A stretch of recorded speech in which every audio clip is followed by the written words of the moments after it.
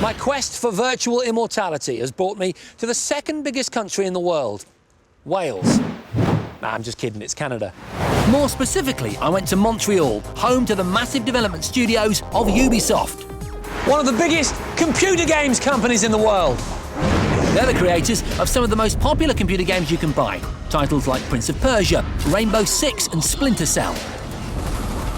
But I was in Montreal to be part of their latest game.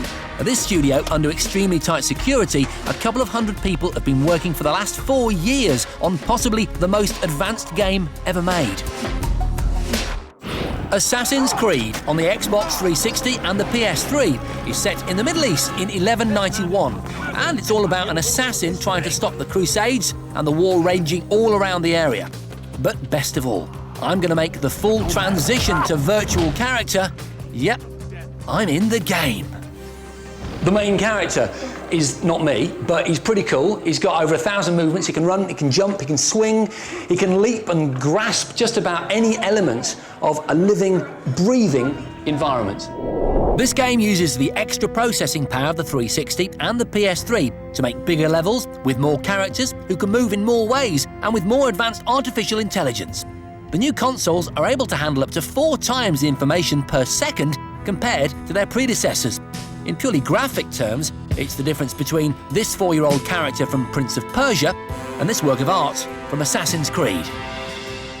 And that's the kind of power that's going to render my virtual self. So what did I need to do to become a virtual character? Well, the process started before I'd even left the UK. I emailed over a few high-res pictures, which they mapped onto a generic template using 3D Studio Max. The template was tweaked and stretched to match my facial features and give me my very first virtual head. But by the time I got to Montreal, I'd been turned into this monstrosity.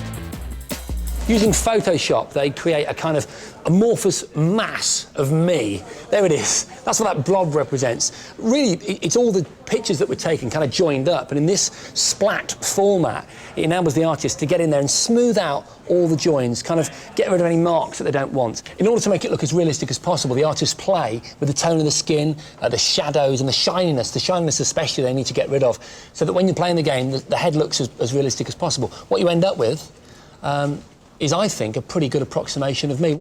It was amazing to finally come face to face with myself, but there was still a lot more work to do on my character.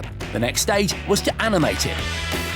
Using a generic movement template, my head is overlaid and matched up to the moving dots, making virtual me's movements as natural as possible. They then created a body for me in a program called ZBrush.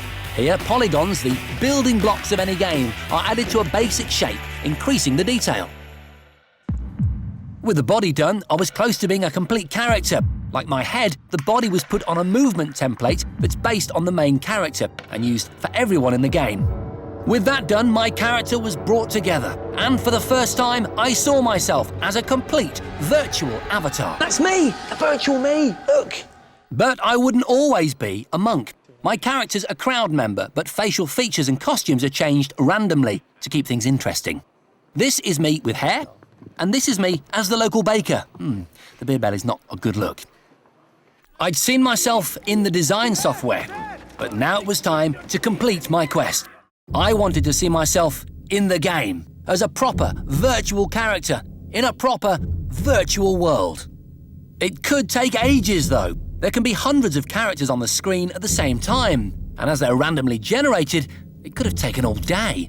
Oh, is that me as an old man? It was turning into a wild goose chase. Is that me as a monk? No? As I could spawn in any costume, in any place. Or I could spawn with hair. That's me! Look, it's me with hair. I'm a little bit fatter in the face and obviously I've got hair, but that is definitely me, look. Even though it looked like me in the 80s, it was a dream come true to have made the complete transition into the virtual world. You know who I'm talking to. Oh, Jace! Hey! It's me. It's virtual me. I get rough with some of the toughest camcorders on the market. How much torture can they take? Jason The image quality on the 360 Fly really isn't very good at all. You immediately notice the limitations of the single lens.